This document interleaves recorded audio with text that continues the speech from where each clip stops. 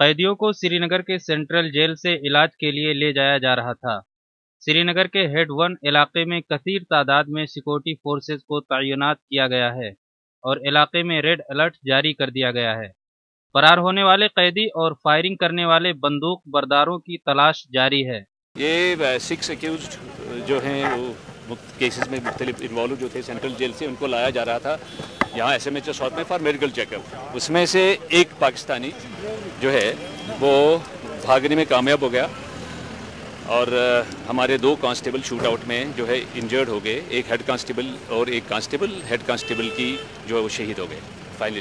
Total death ایک ہے، ایک ہیڈ کانسٹیبل کی ڈیتھ ہے، ایک انجرڈ ہے ہمارا۔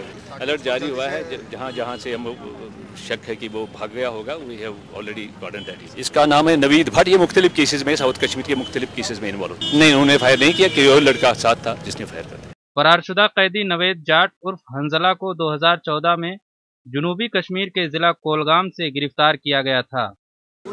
سینٹرل جیل سے کچھ ڈیٹینیوز لائے تھے، اس میں سے ایک نے want try to snatch the weapon, probably اس نے اسے فائر کیا ہے۔ ہماری جو پارٹی ہے پروٹیکشن پارٹی، اس پہ فائر کیا ہے۔ 2 اس میں ایک کریٹیکلی انجرڈ ہے اور ایک انجرڈ ہے۔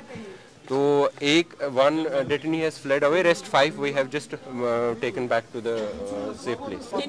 ابھی ہمارے پاس پریلیمنری رپورٹ ہے، ہی is named by Naveed. We are verifying it, most probably he is an out cider, so we are verifying it, well come up with the details. نہیں، red alert نہیں ہے، دیر از a system in place, اس کے بعد وہ automatically وہ واپس آ جاتا ہے، جو سٹی میں چیکنگ ہے یا ناکا سسٹم ہے وہ پلیس میں آ جاتا ہے۔ We are doing things. Naveed Pakistani شہری ہے۔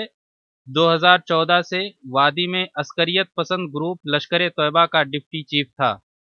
پولیس ذرائع کے مطابق نوید 2012 سے وادی میں سرگرم تھا۔ اس کا فرار ہونا سیکورٹی فورسز کے لیے ایک بڑا دھچکا ہے۔